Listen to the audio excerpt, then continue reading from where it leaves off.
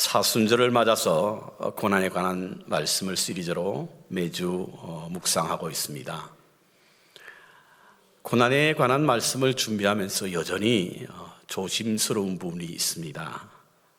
그것은 바로 저는 여러분들의 겪는 그런 아픔의 고난을 당해보지 않았기 때문에 온전히 이해할 수 없고 그리고 제 삶으로 온전히 담아내지 못하기 때문에 자칫 섣불리 고난에 관한 말씀을 전하다가 암으로 가는 상처를 덧나게 함으로 아픔을 주지 않을까라는 염려 때문에 그렇습니다.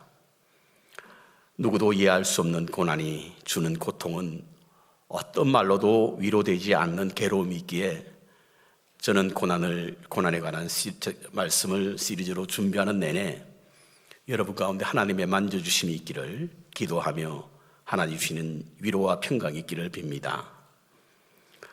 이 말씀을 나누는 것은 고난이 우리에게 반드시 불행만은 가져오는 것이 아니다 라고 하는 사실을 말씀을 통해서 묵상하고, 특별히 시편 119편에 나오는 고난의 중심에 서 있던 시편 기자가 고난이 자기에게 유익이 있었다라고 하는 이 말씀을 중심으로 우리에게 피할 수 없는 고난의 유익을 찾음으로 말미암아 고난에 관한 바른 신앙을 갖게 하기 위해서 오늘 네 번째 이 말씀을 준비하고 함께 나누는 것입니다.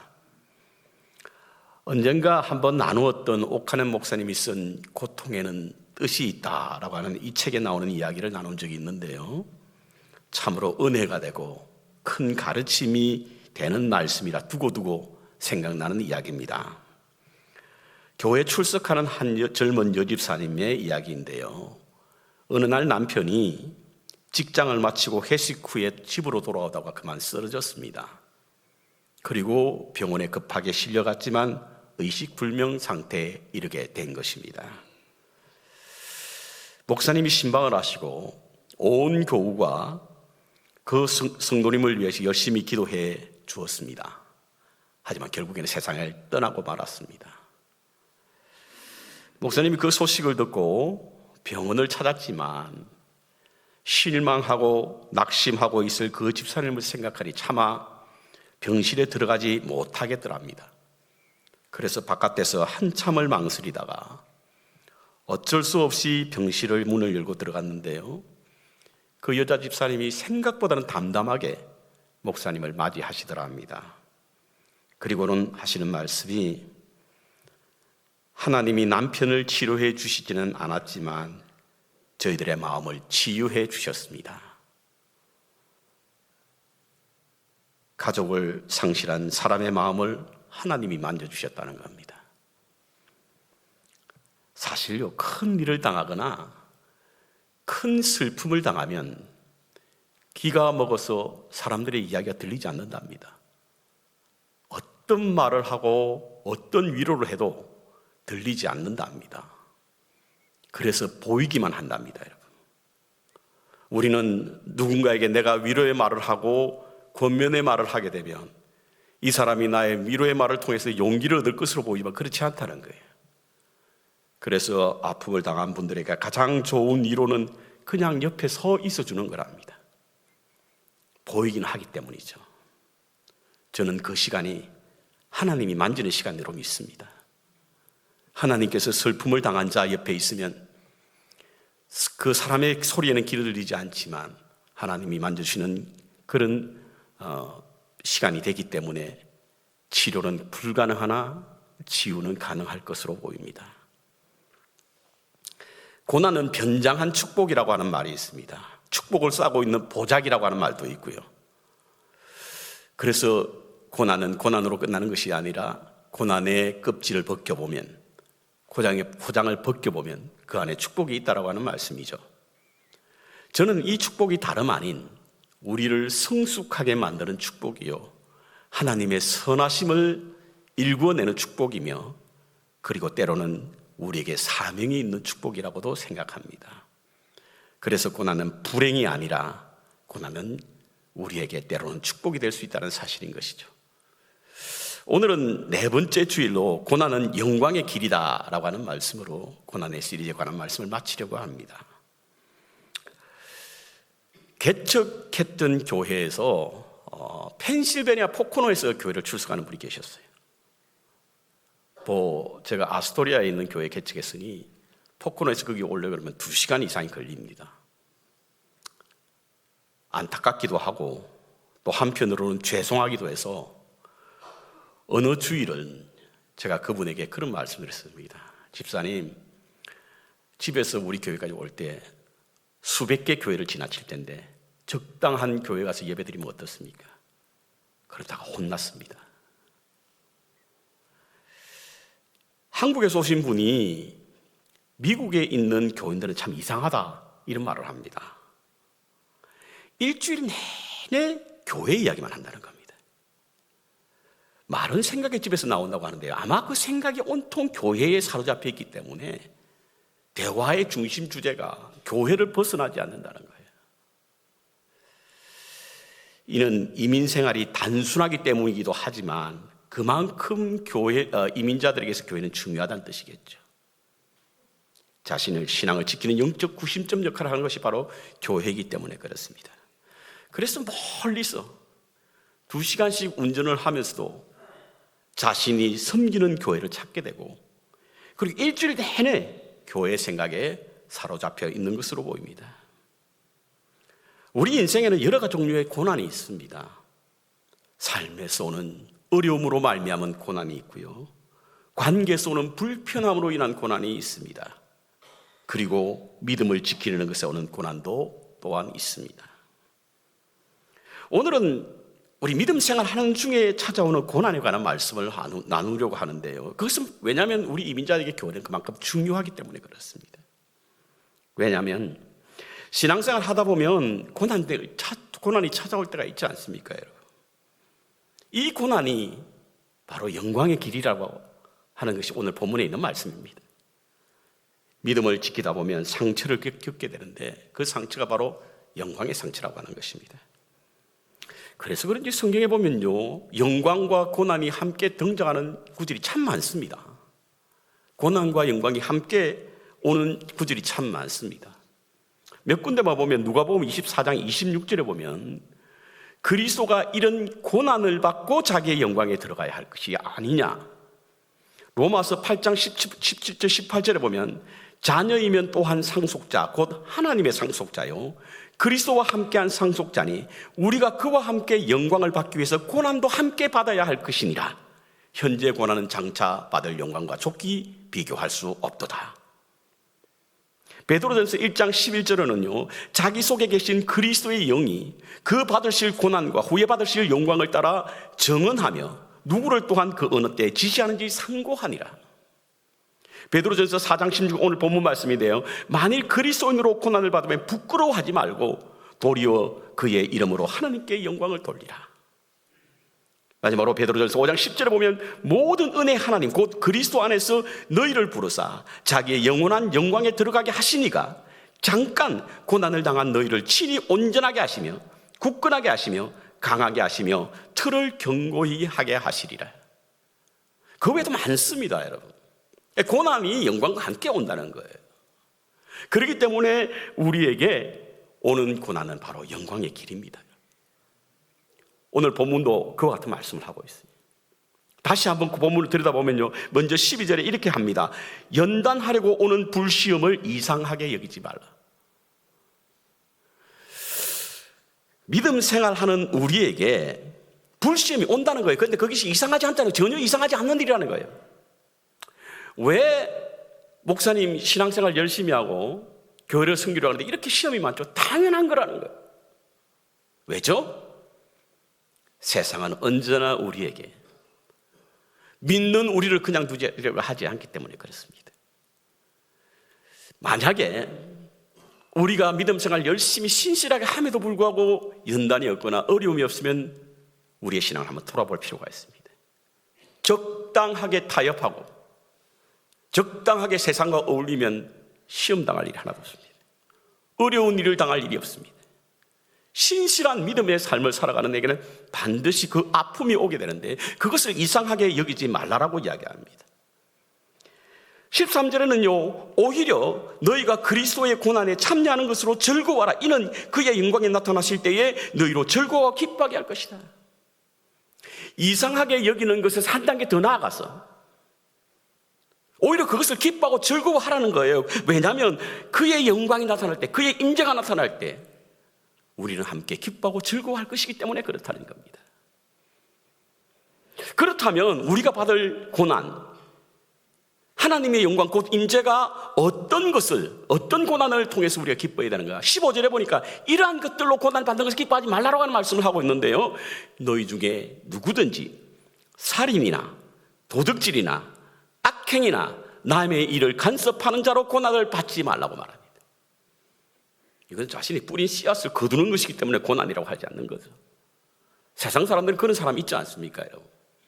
자기가 잘못된 일을 저질러 놓고는 마치 자기가 받는 것이 신앙적인 이유 때문에 받는 것으로 착각하고 소위 말하는 고난 코스프레 하는 사람들이 있습니다. 그것으로 고난받으려고 하지 말라는 이야기인 것이죠.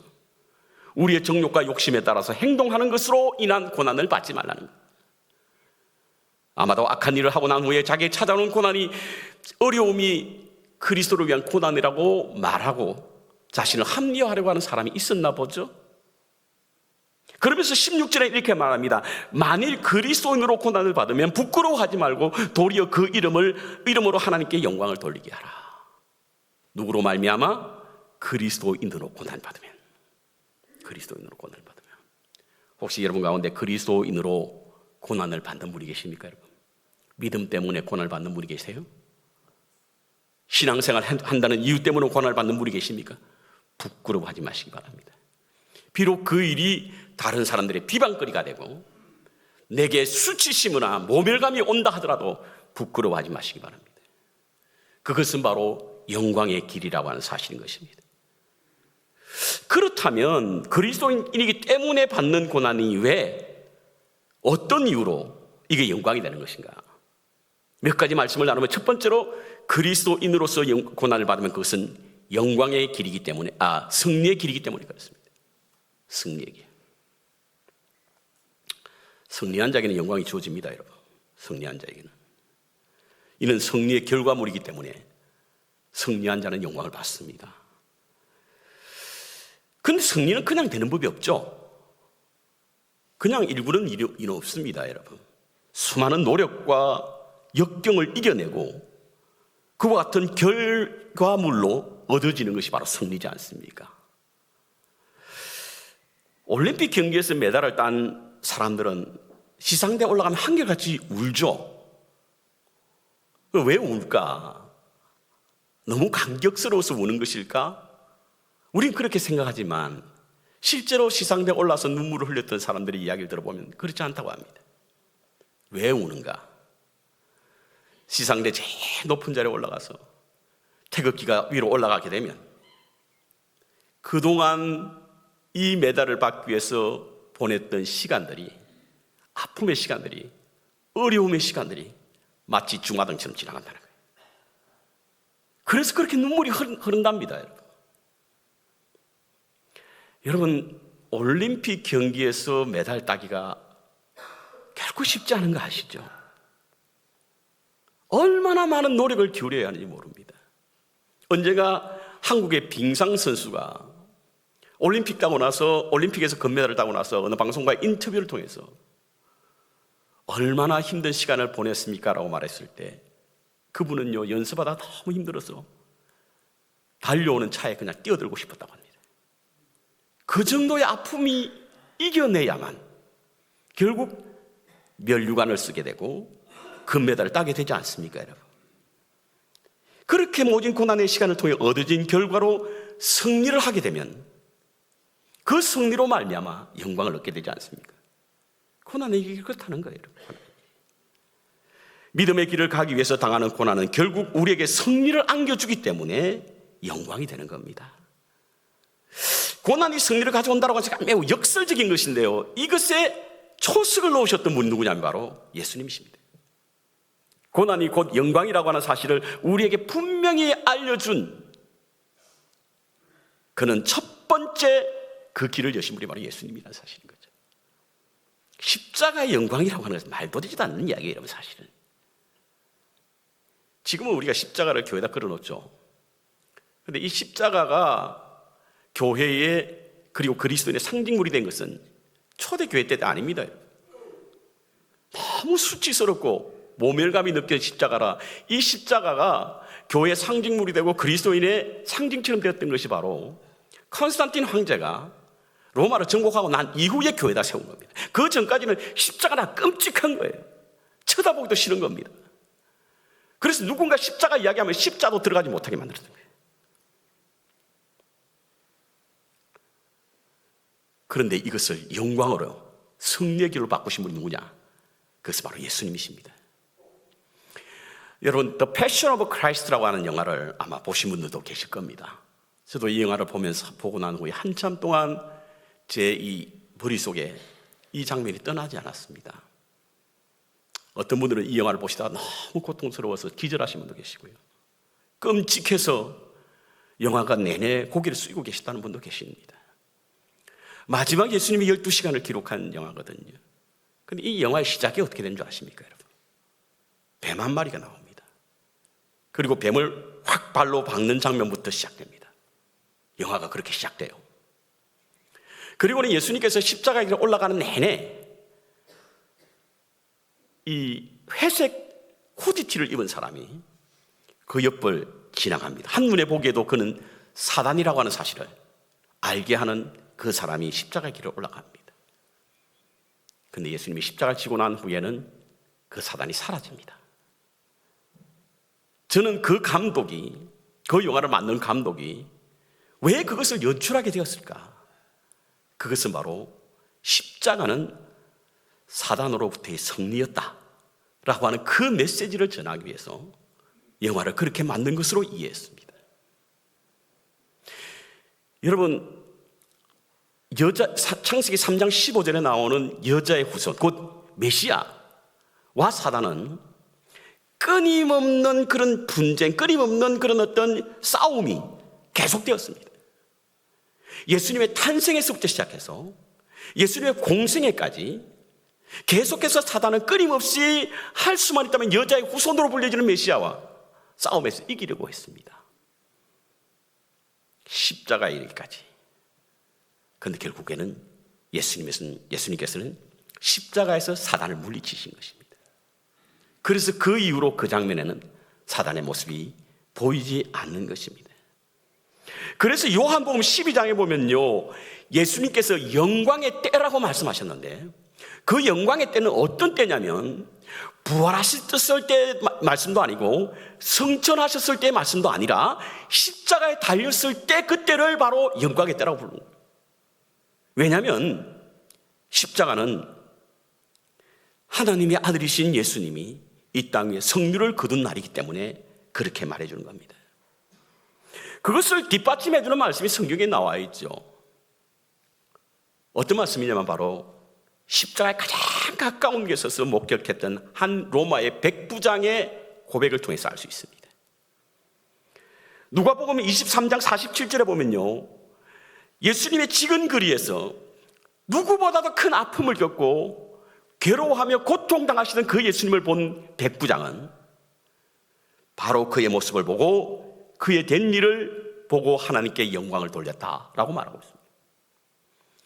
여러분, 하나님의 아들이라고 하는 분이 고통을 당하고 아픔을 당하고 수치를 당하고 모욕을 당하고 죽임까지 당하는 모습이 어떻게 해서 하나님의 영광이 되었을까? 그것은 바로 십자가에서 승리하셨음을 이 백부장은, 이방인의 백부장 보게 된 겁니다. 그러니 그와 같은 고백을 하게 된 것이죠. 그렇습니다, 여러분. 고난의 길은 영광의 길입니다. 왜냐하면 승리의 길이기 때문에 그렇습니다. 마태복음 5장에 보면 천국복을 선포한 팔복에 관한 말씀이 기록되어 있는데 그 마지막 복이 뭡니까, 여러분? 나를 인하여 너희가 욕하고 핍박하고 거짓으로 너희를 거스려 모든 악한 말을 할 때는 너희에게 복이 있나니 기뻐하고 즐거워하라. 하늘의 상이 큼이라. 이게 재밌는 것은요, 이 말씀을 메시지 성경은 어떻게 표현하고 있냐면, 너희가 그리스도 때문에 고난을 받고 어려움을 당하고 핍박당하고 괴로움을 당하면 기뻐하라라고 하니, 이 기뻐하라는 말씀을 어떻게 번역했냐면 만세를 불러라고 해요. 만세는 언제 부릅니까, 여러분? 승리하셨을 때 부르는 거예요. 왜냐하면 바로 이 고난이 우리에게 영광을 가져다 주는 것인데, 바로 승리한 사람에게 주어지는 몫이기 때문에 그렇습니다. 고난과 죽음을 말하다라는 글을 썼던 스프로울이라고 하는 목사님 계십니다. 그분은 그 책에서 이렇게 말합니다. 그리스도인의 고난과 죽음은 완전하고 최종적이며 궁극적인 승리를 위한 하나님의 부르심이다. 그리스도인의 고난이 그렇다는 거예요, 여러분. 궁극적인 승리를 위해 부르시는 부르심이라는 이야기입니다.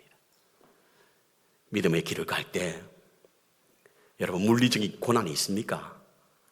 심리적인 고난이 있습니까? 영적인 고난이 있습니까? 그 길은 승리의 길로 가는 겁니다, 여러분. 포기하지 마시기 바랍니다. 주저하지 마시기 바랍니다. 피하지 마시기 바랍니다. 도망가지 마시기 바랍니다. 그 길이 바로 승리의 길이기에 고난은 영광의 길인 줄로 믿습니다. 두 번째로는 이 고난의 길이 영광의 길이 되는 것은 바로 우리의 이름이 높아지는 길이기 때문에 그렇습니다. 높아지기 때문에 그래요. 연말이 되면 하늘을 결산하는 그런 여러 가지 많은 텔레비전 방송이 나오는데요, 그의 방송에서 가장 훌륭한 주연과 조연 그리고 감독들에게 주는 그런 대종상 시상식과 방송연예 대상이 있습니다. 어떤 사람이 주연상입니다 라고 하는 그런 시상, 그 이름을 부르기 전에 거기에 참여한 많은 연예인들의 얼굴을 비치는 그런 카메라의 움직임이 있습니다. 그러다가 김아무개입니다, 김아무개라고 하면 안 되겠네요, 아무개입니다 라고 하는 소리를 듣는 순간 펄쩍 일어나면서 크게 환호하는 모습을 아마 여러분들은 보셨을 겁니다. 그리고는 수상 소감을 말할 때 한결같이 제가 오늘 이 자리에 서 있는 것은 받는 영광은 제만의 영광이 아닙니다. 모든 분들이 함께 영광을 받는 겁니다. 이런 식으로 인사 말씀을 하게 되죠. 믿음 있는 사람은 하나님께 영광을 돌립니다. 이런 식으로 말이죠. 이름이 불려진다는 것이 영광인 겁니다. 이름이 불려진다는 것이. 사도 바울은요, 빌립보서 2장에서 이를 정확하게 명확하게 설명해 주고 있는데, 예수님은 사람의 모양으로 종의 형체를 가지고 이 땅에 오셨습니다. 그리고 십자가의 죽음으로 순종하셨습니다. 이때 하나님께서 그의 이름을 높이셨더라고요. 하늘에 있는 자들과 땅에 있는 모든 자들이 그 앞에 무릎을 꿇게 하셨다는 거죠. 그리고 그리스도라 시인하게 하셨다는 거예요. 무엇 때문에? 어떤 과정을 거쳐서? 십자가의 고난을 거쳐서, 십자가의 과정을 지남으로 예수님은 십자가의 고난으로 만인의 그들을 높이게 되었다는 사실인 겁니다. 성경에 이와 비슷한 한 사람이 나오죠. 그 사람이 누구냐면 바로 구레네 사람 시몬입니다. 구레네라고 하는 것은 지역 이름이고요, 시몬이라는 것이 그 자신의 이름인데, 이 구레네라고 하는 것이 어떠냐면 여러분, 그 지중해 맨 아래쪽, 그러니까 북아프리카, 아프리카의 가장 그 북쪽에 있는, 지금으로 말하면 리비아, 그곳이 바로 그 구레네거든요. 근데 이 사람이 그곳에서 예루살렘으로 왔다라고 하는 것은 그 거리가 결코 가까운 거리가 아닙니다. 그 당시로서는 교통수단도 만만치 않았고요. 그럼에도 불구하고 그는 아마 유대에서 디아스포라 된 사람이 그곳에 살고 있었는데, 그가 유월절을 지키기 위해서 예루살렘으로 갔던 것으로 보입니다.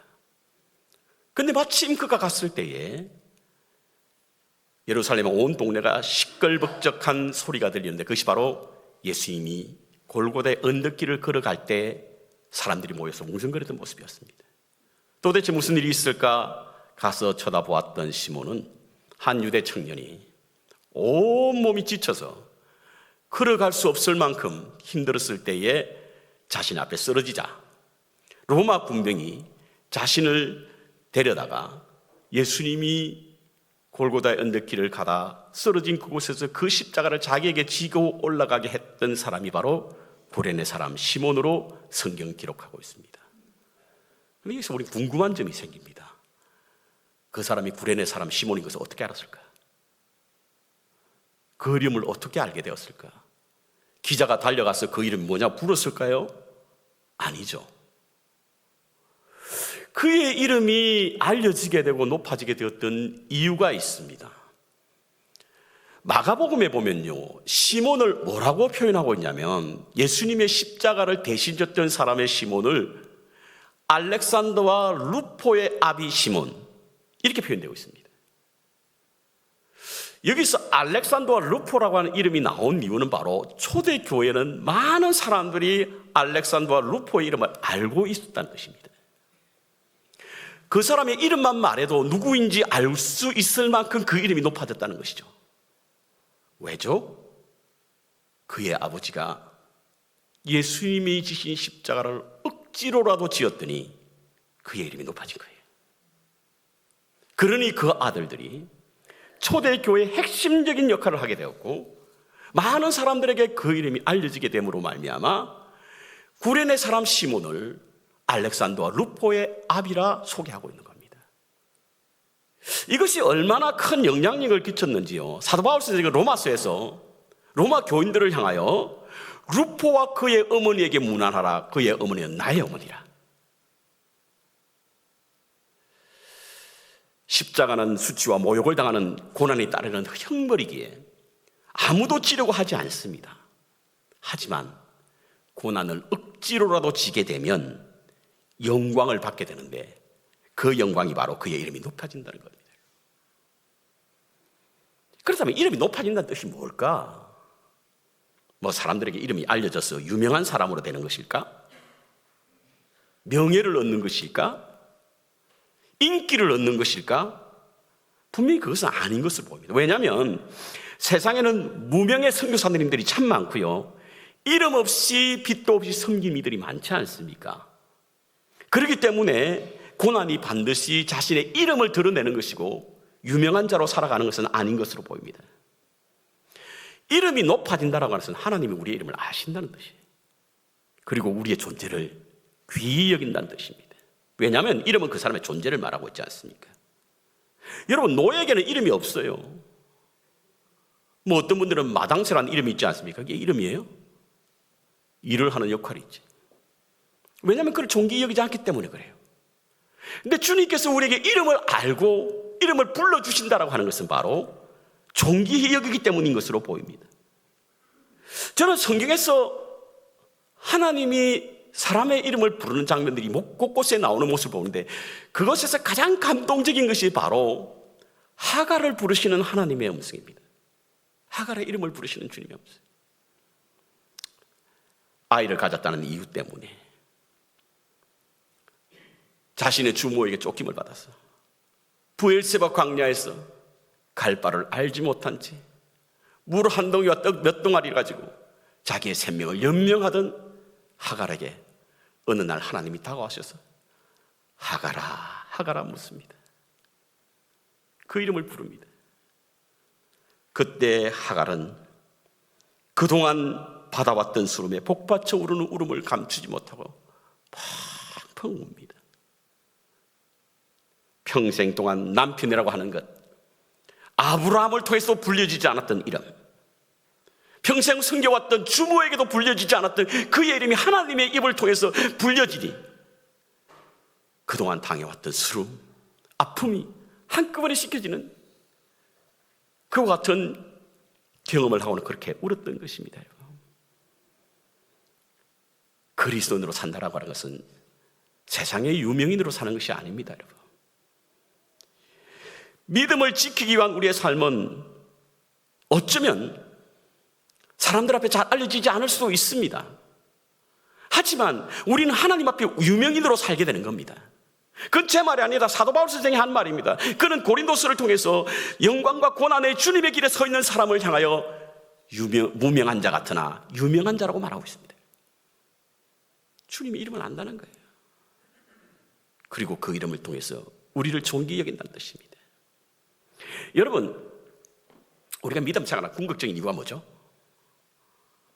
하늘의 복과 땅의 복을 함께 누리기 위해서. 맞는 말입니다. 그러나 가장 최종적인 우리의 궁극적인 복은, 목표는 영생 아닙니까? 영생. 영원히 사는 것 아니겠습니까? 그런데 영원히 살게 될 때가 언제입니까? 주님이 내 이름을 불러줄 때예요. 심판대 섰을 때 제 이름을 불러줄 때 우리 영생을 얻는 거 아니겠어요? 그래서 예수님께서 누가복음에요, 전도하러 나갔던 사람이 하나님의 말씀으로 사단이 막 땅에서 하늘에서 떨어지는 모습을 보고 기뻐하며 즐거워하며 귀신들도 우리에게 항복합디다라고 하는 복을 했을 때 주님께서 하신 말씀이 뭐예요? 주님이 하신 말씀이 뭡니까, 여러분? 귀신들이 너에게 항복하는 것으로 기뻐하지 말고 너의 이름이 하늘에 기록된 것으로 기뻐하라. 요한계시록에 보면, 아까 우리 안델 장로님 기도 중에 그 기도를 하셨는데, 요한계시록 기록된 때가 극도의 핍박을 당할 때 기록된 것이 않습니까? 그러니까 수많은 성도들이 죽임을 당하고 아픔을 당하고 고난을 당합니다. 그런데 어떤 사람이 구원받는다고요? 흰옷 입은 사람, 그의 이름이 생명책에 기록된 사람. 그렇습니다. 성도의 삶의 가장 큰 기쁨은 주님이 우리의 이름을 불러주시는 것 아니겠습니까? 그것은 바로 주님의 고난에 참여하는 자에게 주시는 하나님의 멸류관입니다. 그러기에 그리스도를 위하여 그리스도인으로 살아간다는 이유 때문에, 주님의 몸된 교회를 섬긴다는 이유 때문에, 하나님의 말씀대로 살아가려고 하는 이유 때문에 당하는 고난이 있다고 한다면 그 고난은 영광의 길입니다. 왜냐하면 주님이 우리의 이름을 높이기 때문에 그렇습니다. 주님이 우리의 이름을 불러주시기 때문에 그렇습니다. 마지막으로 고난이 우리의 영광의 길인 것은 바로 우리가 후사가 되는 길이기 때문에 그렇습니다. 후사. 한국에서 신조어 가운데 금수저, 흙수저란 말이 있죠. 태어나면서부터 금을 물고 태어난다고 해서 태어나는 부잣집 아들을 금수저라고 하고요, 출생부터 흙을 물고 태어나는 가난한 집 자녀를 흙수저라고 말합니다. 근데 이와 같은 신조어가 만들어지게 된 것이 뭐죠? 요즘 한국 사회뿐만 아니겠습니다만, 오늘날 우리 시대는 누구의 자녀로 태어나냐에 따라서 그 인생이 달라진다는 의미입니다. 개천에서 용났다는 이야기는 옛날 이야기죠. 절대로 그럴 수 없는 것입니다. 금수저를 물고 태어난 사람은 금수저로 물고 태어나 살다가 그 인생이, 그 운명이 금수저로 끝이 난다는 것이고요, 흙수저로 태어나 사는 사람들은 그렇게 살다가 세상을 떠난다는 그런 의미로 이 단어가, 이 신조어가 사용되는 것으로 보입니다. 그래서 누구의 후손인가, 어떤 사람의 자녀인가에 따라서 그 사람의 운명이 영광과 저주로 바뀐다는 것이죠. 여러분, 우리는 육적으로 우리의 부모님도 계시지만 영적으로 우리의 부모님이 계신데, 우리의 아버지가 계신데, 우리는 우리는 자손인데, 누구의 자손이 말? 하나님의 자손입니다. 믿습니까, 여러분? 아멘 소리 안 하셔도 믿는 줄로 믿습니다. 그거 없이 어떻게 믿음 생활을 해요? 그냥 그건 알고 있는 지식으로 끝나는 겁니까? 분명히 믿으시기 바랍니다. 영접하는 자, 곧 그 이름을 믿는 자는 하나님의 자녀의 권세를 주셨기 때문에 그렇습니다. 그렇다고 한다면 하나님의 자녀 되는 일이, 그와 같은 약속이 있으니 틀림없이 우리는 하나님의 자녀인데, 하나님과 자녀 되는 일은 매우 영광스러운 일이지 않겠습니까? 여러분, 어디 가서 내가 우리 아버지가 하나님이야, 사단도 벌벌 떨다가 돌아갈 줄로 압니다. 니네 아버지가 하나님이야? 그럼 너한테 가만히 접근하지 못하지.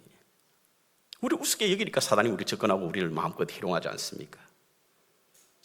그런데 말이에요, 하나님의 자녀가 되는 분명히 영광이긴 합니다만, 그런데 동시에 우리가 하나님의 후사로서 짊어져야 될 것이 있습니다. 그것이 로마서 8장 17절에 나오는데요, 자녀이면 또한 상속자, 곧 하나님의 상속자요, 그리스도와 함께한 상속자니 우리가 그와 함께 영광을 받기 위하여 고난도 함께 받아야 할 것이니라.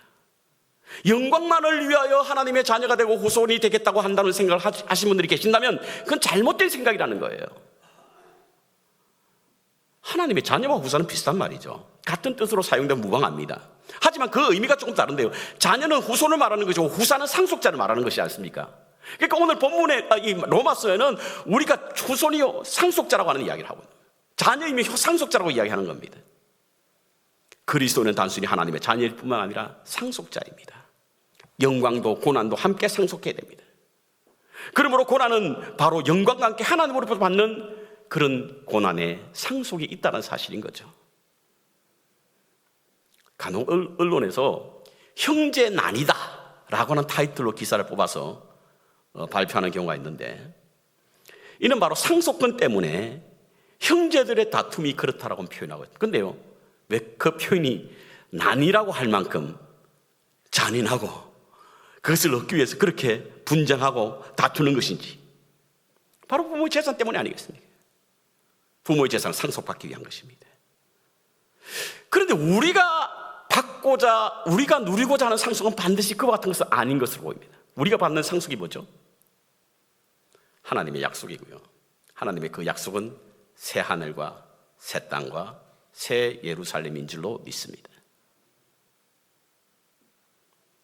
근데 이와 같은 새 하늘과 새 땅과 새 예루살렘은 우리에게 큰 하나님의 상속이신 반면, 상속으로 우리에게 주어지는 그 반면에 동시에 우리에게도 큰 영광이 됩니다, 여러분. 근데 이 영광을 위해서 고난에 참여해야 된다는 거예요. 그리스도인에게서 세 단계 구원의 단계가 있습니다. 세 단계 구원의 과정이 있습니다. 첫 번째로 칭의, 두 번째로 성화, 세 번째로 영화. 믿음으로 말미암아 하나님의 백성이 되었다라고 하는 의롭다 여김을 받으신, 그 의롭다 여김을 받으신 우리에게 있어서 거룩한 삶을 통해서 성화가 되어 온전함에 이르는 길, 그리고 그 길에서 하나님의 영광에 이르는 영화를 누리는 것이 바로 구원의 세 단계입니다. 이 세 단계는 반드시 함께 동반하는 것이 있는데 그것이 바로 십자가라는 거예요. 고난이라는 것입니다. 그래서 no cross, no crown이라는 말이 있는 겁니다. 우리에게 십자가 없이는 부활의 영광이 없는 겁니다. 그래서 빌립보서 1장 29절에 보면 바울은 십자가의 고난을 은혜라고 표현했습니다. 십자가의 고난이 은혜라고 하는 겁니다. 여러분, 오늘날 내가 그리스도를 위하여 고난을 받거나 믿음의 삶을 살아가는 과정에서 고난이 찾아오거나 주님의 몸된 교회를 섬기는 일에 있어서 아픔이 있고 어려움이 온다고 한다면 그것은 우리가 하나님의 자녀이기 때문이요, 상속자이시기 때문인 줄로 믿으시기 바랍니다. 받을 새 하늘과 새 땅, 새 예루살렘이라고 하는 영광과 함께 고난이 찾아오기 때문인 줄로 믿습니다. 인생을 살다 보면요, 고난이라고 하는 불청객이 찾아온대요. 예상치 못하게. 그런데 그 불청객을 잘 섬기면 그 불청객이 친구가 된대요. 여러분, 우리의 믿음의 삶을 통해서도 이 불청객과 같은 고난이 찾아옵니다. 그런데 그것을 잘 읽으면 신실한 그리스도인이 될 수 있는 줄로 믿습니다. 그리고 그 신앙은 바로 영광의 길이 되는 것입니다.